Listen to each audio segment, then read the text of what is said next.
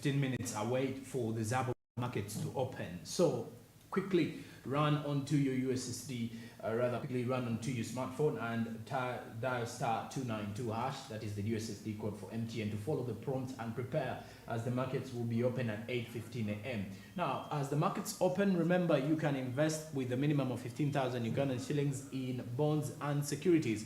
You can definitely select any product that you wish to invest into and make your life easier. Make your money grow with Zabo, a platform by Altex East Africa. So on the other hand, investment is the way to go lately, and more so, especially if you're to invest in intangible assets across the entire world. The markets open at 8:15 a.m. and their closing time is 3:15 p.m.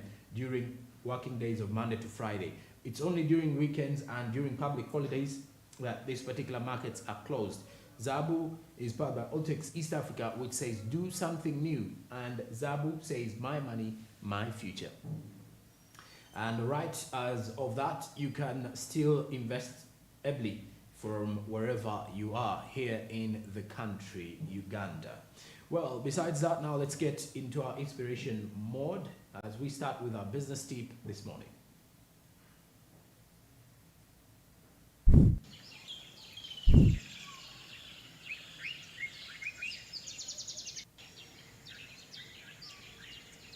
The business tip says diversify.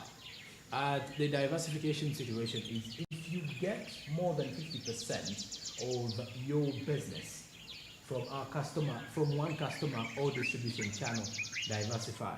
Don't become overly dependent on one source of your long-term economic well-being, because sometimes what will happen when that particular customer is no more or switches to other alternatives, then that means you'll be losing someone who has been promoting and definitely who has been supporting your businesses. So that is something that you should clearly look on if you are to continue growing as a business person. The same applies to employees. In most cases, you get to realize, do not focus on only your employer's money, because at the end of the day, what happens when he delays to pay you, then won't you be getting anything out of it? So that means you always have to be diversified.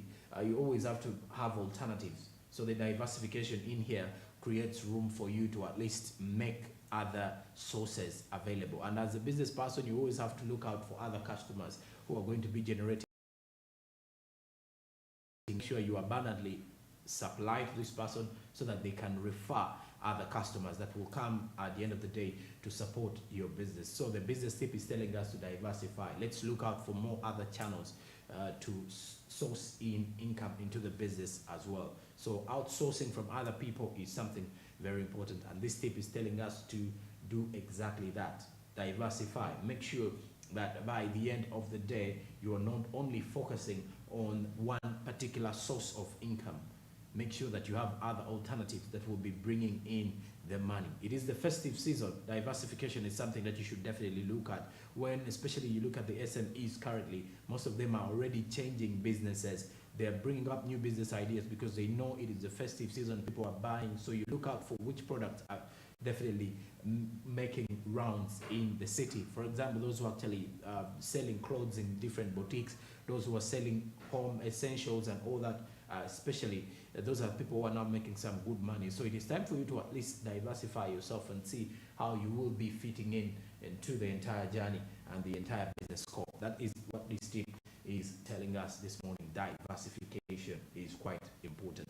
Now let's have our motivation from our business tip this morning. Business scope rather.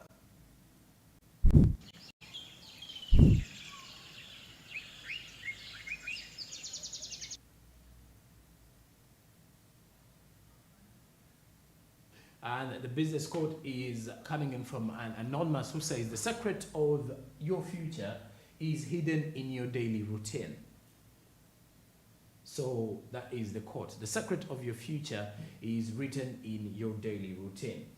Well, if you're to remember, I believe, well, that back in the time in school, sometimes we used to wake up quite early in the morning, and it's something that we were asking ourselves, why do we have to wake up as early as 5:30 or 5 or 4:30 to go into morning preps? Well, you realize some of the particular jobs available in the country, and most of the businesses open up as early as 6. So you always have to wake up early and prepare for a working day. So the secret of your future is basically hidden in your daily routine. So the routine that you are basically used to today is definitely shaping you for the future. So it is you who is actually upgrading every year, but ideally it has been you for the last few years.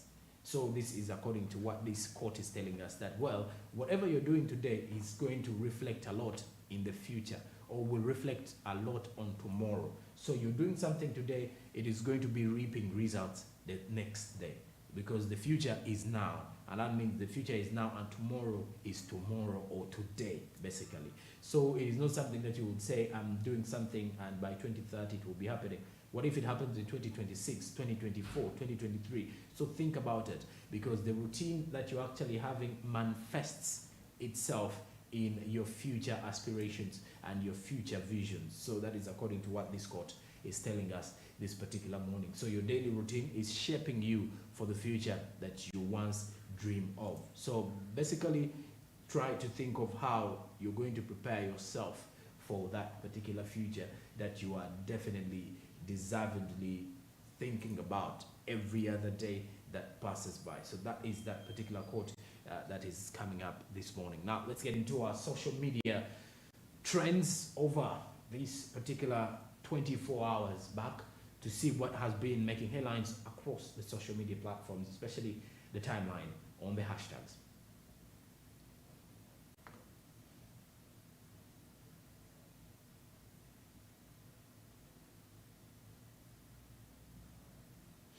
And Chambogo University is our trend for these last 24 hours.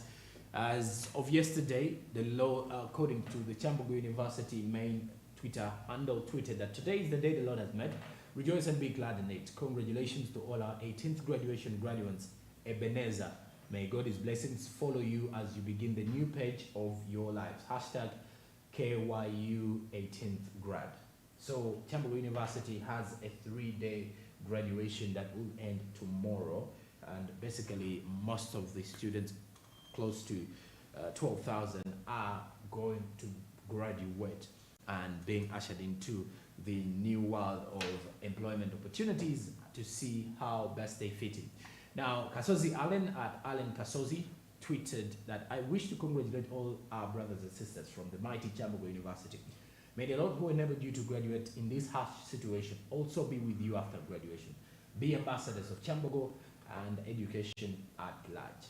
That is the student wishing his fellow students, Chambogo, those who have actually gone ahead of before him, all the best that matters. So that is something that you can easily see, that they are definitely wishing the best for others. And the Duke of Makerere at Balam256 with a sarcastic tweet in here saying, today Chambogo University is graduating at the same time Nassau Road is congested with huge number of clients. Moral of the day, graduation is a must. So in simple terms, if you're to look at the satire in this tweet, is clearly to tell you that regardless of any situation, you realize that everybody is yearning to at least get that graduation. If you're to look at what people normally talk about, NASA Road, maybe some people who are not on the graduation list are basically trying to get themselves onto that list.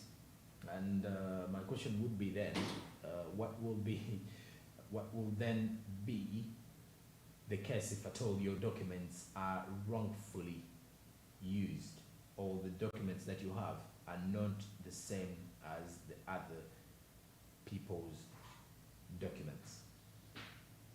And Mafia King at Thur-08-Dec-2022 tweeted that after attaining 2 degrees from the same Chambogo University, why can't they make me their vice chancellor? That's a tweet that someone is actually now asking for a job at the university. Well, the vice chancellor has got more degrees and masters onto it, plus doctorate, I should say. Mr. Mafia King at Thur-08-Dec-2022 on Twitter.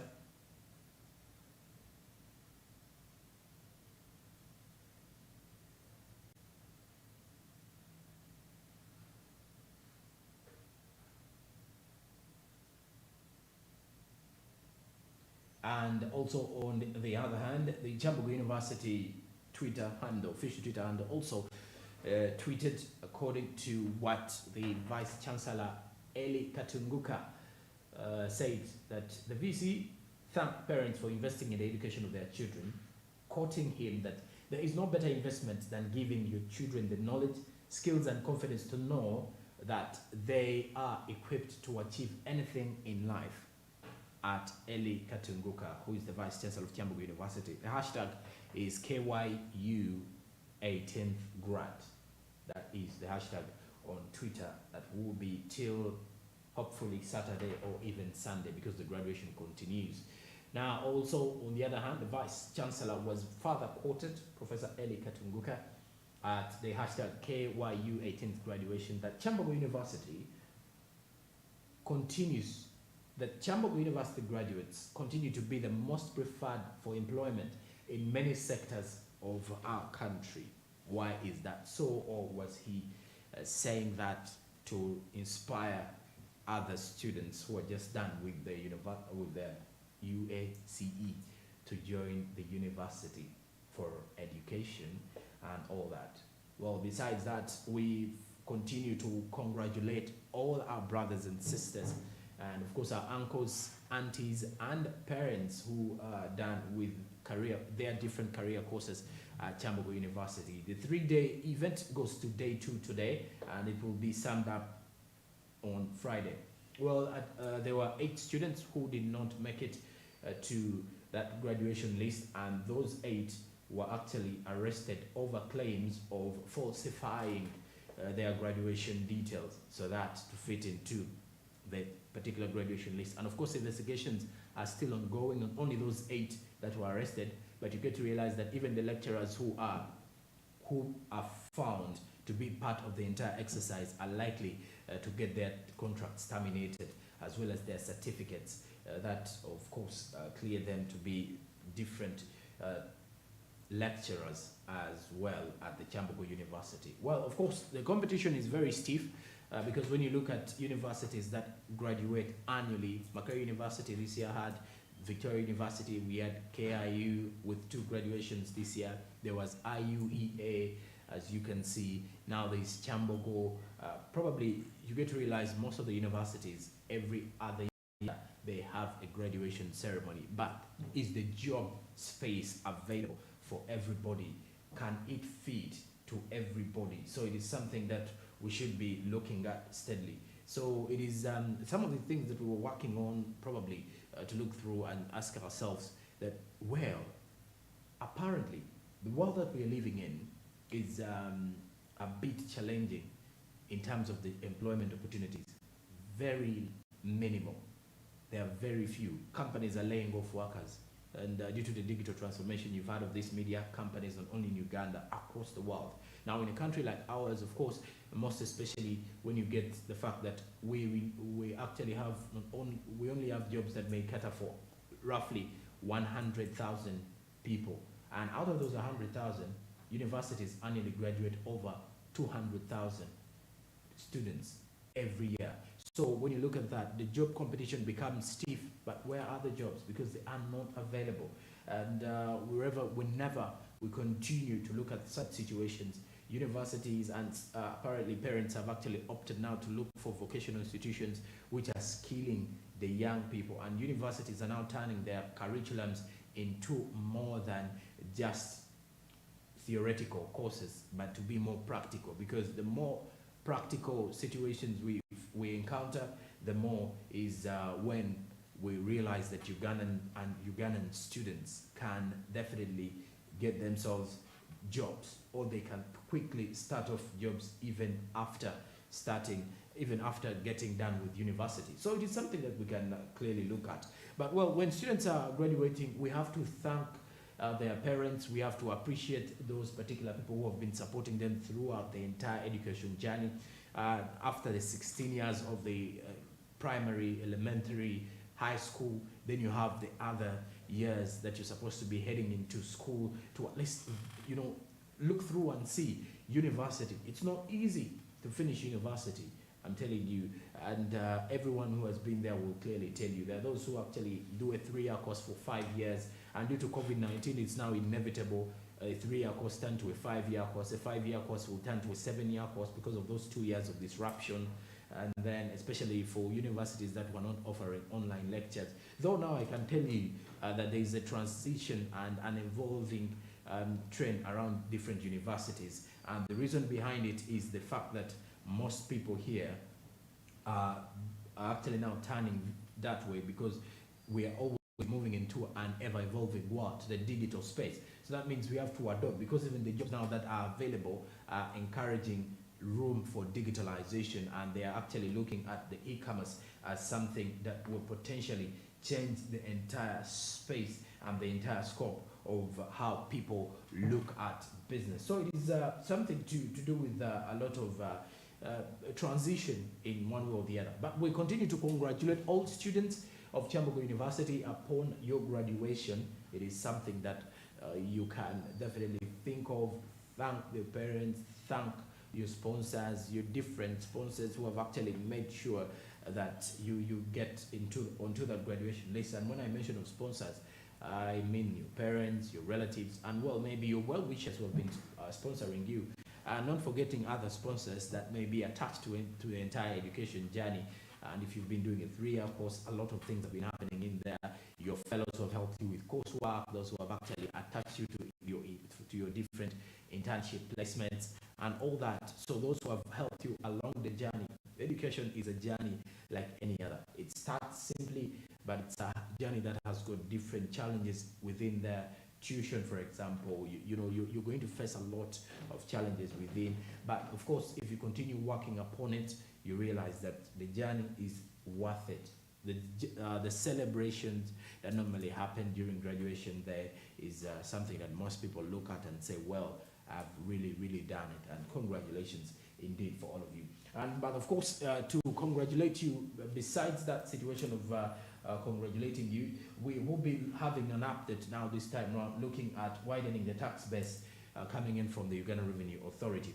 And this is more from a statement by Bosa Ibrahim from the Uganda Revenue Authority to give us more of how the Uganda Revenue Authority is widening the tax base. And also in this particular update, not only that, we're also going to be looking at how URA is enforcing the electronic physical receipting and invoicing system to widen this tax base, and why you really need to embrace the IFRS by the Uganda Revenue Authority. Let's have more of that particular business update. The principle is, once a product has been developed and it hits the market, that means it is being sold. That means there is an income that is being generated by that product. And by law, a tax will apply.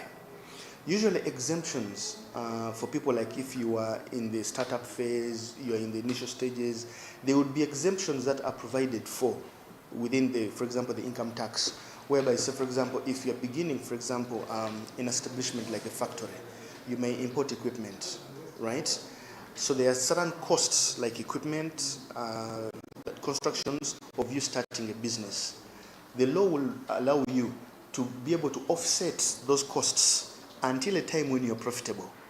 That's why you see that some businesses will begin and it will take you 3-4 years before you return a profit, because all the sunken costs are deductible when you're accounting for your profit and loss. And remember, tax is on income, like profits. So meaning until you register a profit, you may not be paying, for example, corporation tax and things of the kind. But things that you may be paying is, for example, if you're employing people, and of course they are earning beyond this threshold for pay as you earn, okay, then that is about two in a year. People who are earning, if you're earning over 2,350,000 in a year, if you're earning beyond that, then you start applying pay as you earn in different bands. There are bands for 10, for 20, 30%, and 40% for people earning 10 million shillings. So, but again now, that is a pay given by the employee. But the business itself will not be paying any income tax or corporation tax, because they are not in a profit mode. So the point we need to pick there is, even we as tax administrators, we do not tax losses. Meaning that the basic principle of taxation is that if you do not have an income, you have no obligation to pay taxes. The only obligation that you have is to probably file a return to show that actually you have no income. It is the same for somebody who has rental business. I may be having a rental business and maybe have some 3 houses, but for 2 months they are empty. They do not have occupants. In those 2 months, I have no taxes to pay. You are under no obligation to pay any taxes. Your obligation is just to file with the tax administrator to notify them that for these months I do not have occupancy and will not be expecting any taxes from you.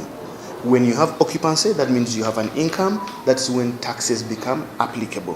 When you file a return is you being able to introduce to us your operations and say, during this month, this is how I performed.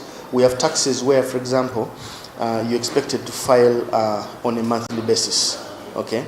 So for monthly returns, the last filing date is the 15th day of the next month.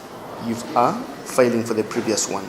So if you're filing, for example, for June, would expect that on 15th July, you make your final return for June.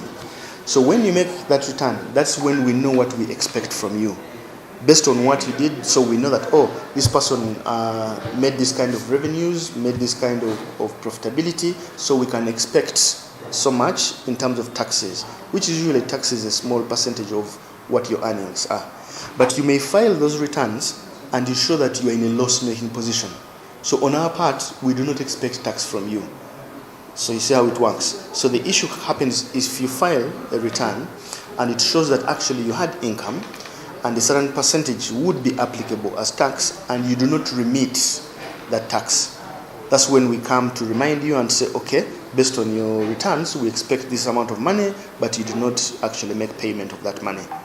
If you did not make money, we will not be bothering you because we know we don't expect money from you based on your returns. I think 2 things we need to put out of the way about digital tracking stamps. One, there is no country in the world that is applying digital tracking stamps and they're free of charge.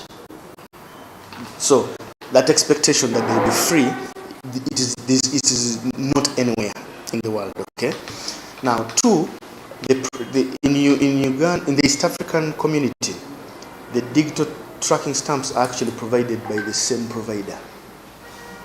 The digital tracking stamps in Kenya, in Tanzania, in Uganda, I do not know about Rwanda, are provided by the same company. That's something also interesting you need to know. Now, the cost of the stamps also depend on the usage of volumes.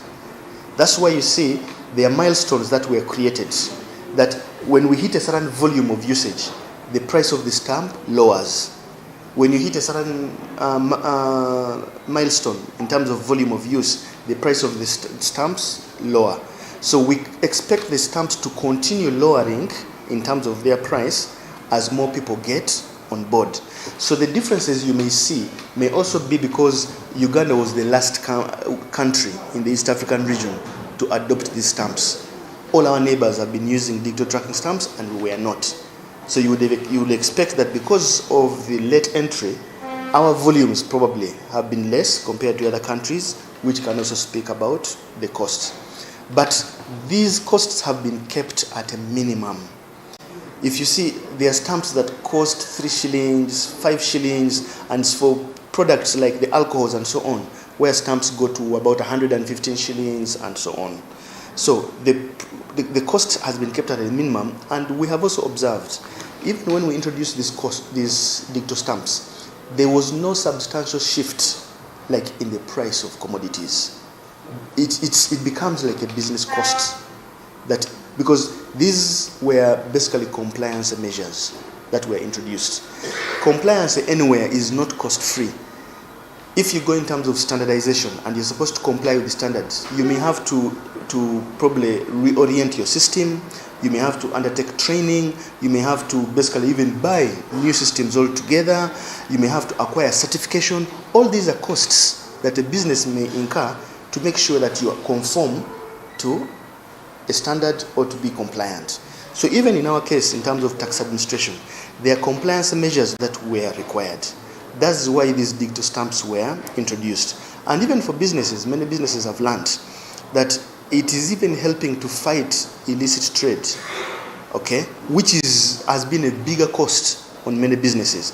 If you look at the alcohol industry recently, where they are claiming that 65% of alcohol being sold is illicit alcohol. If all those people were able to get on the digital tracking stamps, it would be easier to phase out. Exactly, you see? So, yes, it is a cost, but it is a minimum cost that businesses would expect to be able to shoulder over a period of time. One, for compliance. Two, for even competitiveness. Because if somebody has a digital tracking stamp and another one does not have, administratively it is easy to just put the other one out of market because they are providing unfavorable conditions for those who are complying. So we are in the early stages. I think the digital tracking stamps have been here for about 2 years, if I may say. So we are in the early stages of this.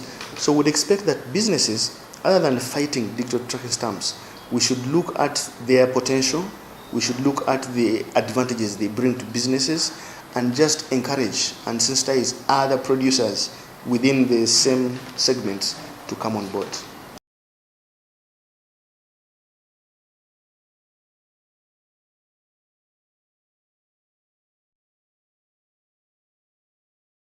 Making sure that you embrace the idea of the electronic physical receipting and invoicing system, especially for the wholesale traders and the retailers in that space. But okay, before we head into a break, just to quickly remind you that the markets on the Zabu platform are now open and you can invest well with this particular platform. Invest in government bonds and see your money grow with a minimum of 15,000 Ugandan shillings. All you have to do is dial *292# and quickly follow the prompts, and then you will be ushered into the world of investing. Let your investment journey kick off with Zabu. Zabu says my money, my future, and it's powered by Otex East Africa. These particular markets are open at 8:15 a.m. and closed at 3:15 p.m. East African Standard Time. Just to quickly remind you as well that the markets are closed during weekends and on public holidays. Zabu says no hassle, and definitely your money is your future. So invest in bonds and securities with Zabu. I'll be right back after the break to give you more from the world of sports and also that from the entertainment world with Barija Android. Sports business and entertainment business coming up shortly after. Good morning.